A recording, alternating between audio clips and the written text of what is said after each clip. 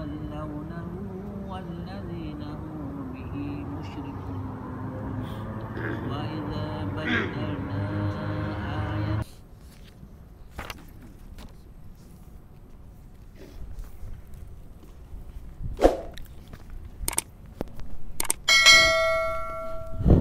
Bismillahirrahmanirrahim.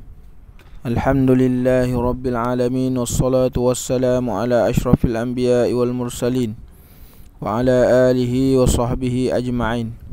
Subhanaka la ilma lana illa ma 'allamtana innaka antal alimul hakim. Wa la hawla wa la quwwata illa billahil aliyyil azim. Amma ba'. Alhamdulillah, pagi ini kita akan melihat hadis yang ke-35, sabda Rasulullah sallallahu alaihi wasallam. An Anas bin Malik radhiyallahu anin Nabi sallallahu alaihi wasallam qala likulli nabiyyin da'watun da'aha li ummati wa inni ikhtaba'tu da'wati syafa'atan li ummati yaumal qiyamah. Qala Rasulullah sallallahu alaihi wasallam likulli nabiyyin da'watun da'aha li ummati wa inni ikhtaba'tu da'wati syafa'atan li ummati yaumal qiyamah. Rawahul Muslim. Rasulullah sallallahu alaihi wasallam bersabda, hadis diriwayatkan daripada Anas bin Malik. Baginda bersabda, bagi setiap nabi terdapat doa yang telah dikabulkan di dunia untuk umatnya. Tetapi aku telah menyimpan doaku sebagai syafaat untukku pada hari untuk umatku pada hari kiamat. Disebutkan di dalam syarah Sahih Muslim, maksud hadis ini adalah setiap nabi telah mendoakan umatnya dibinasakan. Dengan sebab keingkaran umat dia, Nabi mengangkat tangan, minta kepada Allah Ta'ala binasakan. Nabi Allah Lut, Nabi Saleh, Nabi kaum Samud, semua para nabi doa supaya diterbalikkan bumi, datang dengan suara yang kuat, kemudian ditimpakan berbagai-bagai. Nabi Nuh contohnya dengan banjir besar. Kerana apa? Keingkaran umat-umat dia.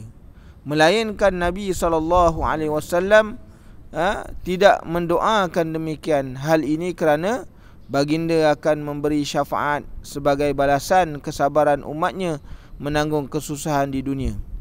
Hadis ini menerangkan juga kesempurnaan syafaat Nabi SAW dan belas kasihan baginda terhadap umatnya. Baginda mengambil perhatian terhadap kemaslahatan umat yang terpenting, maka baginda menangguhkan doa balasan azab terhadap umatnya sehingga sewaktu terpenting yang amat diperlukan syafaat ketika itu. Ini kesnya ketika mana dalam peperangan Uhud. Dalam peperangan Uhud, Rasulullah sallallahu alaihi wasallam luka-luka badan dia. Dan ada seorang sahabat yang mempertahankan Rasulullah sallallahu alaihi wasallam sehingga dia di badan dia kena 70 batang anak panah. Kan? Banyak sekali. Luka teruk. Jadi selepas dari itu ada sahabat datang jumpa Rasulullah. Ya Rasulullah, kita ni hari ni teruk, cedera, kita hari ni menghadapi maknanya kesukaran dalam perang. Engkau doalah kepada Allah Subhanahu wa taala. Doalah kepada Allah Subhanahu wa taala supaya Allah Taala mengalahkan musuh. Mengalahkan musuh. Tapi sebab engkau doanya dikabulkan oleh Allah Taala. Jadi Rasulullah kata, aku tak mau. Aku tak mau. Biarlah kita bersabar dengan ujian, luka hari ni kita menderita. Tetapi aku nak doa aku ni aku simpan kepada satu masa yang semua orang berhajat kepada itu. Jadi dengan sebab itu Rasulullah tidak mendoakan kebinasaan musuh. Tidak pernah mendoakan. Tak pernah doa untuk menang dengan cara yang mudah.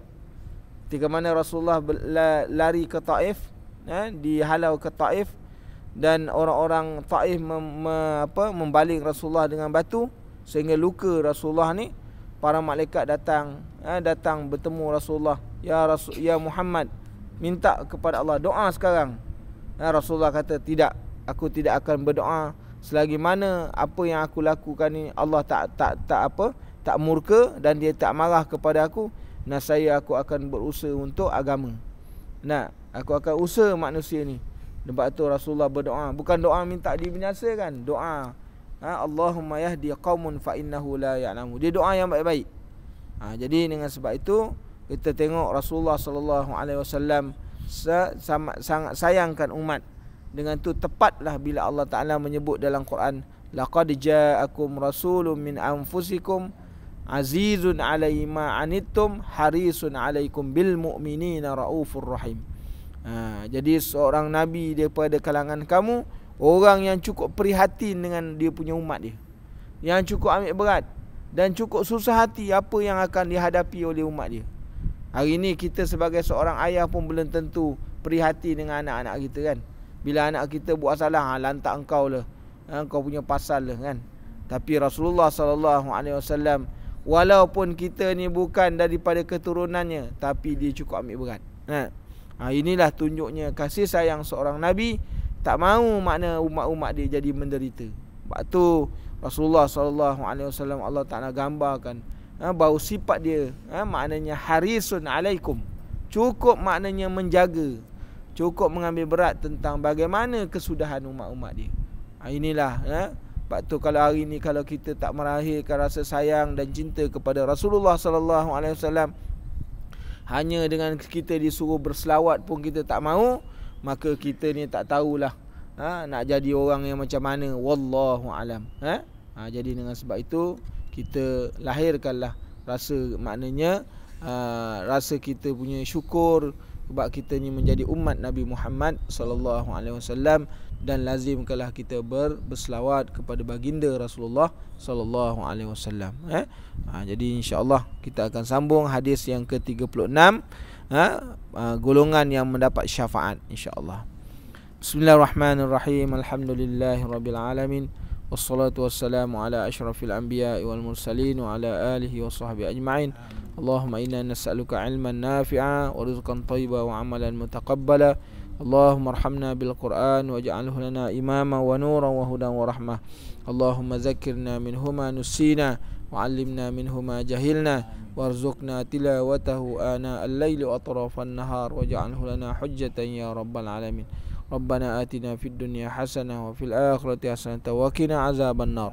Wa sallallahu ala sayyidina Muhammad wa ala alihi wa sahbihi wasallam. Walhamdulillahirabbil alamin.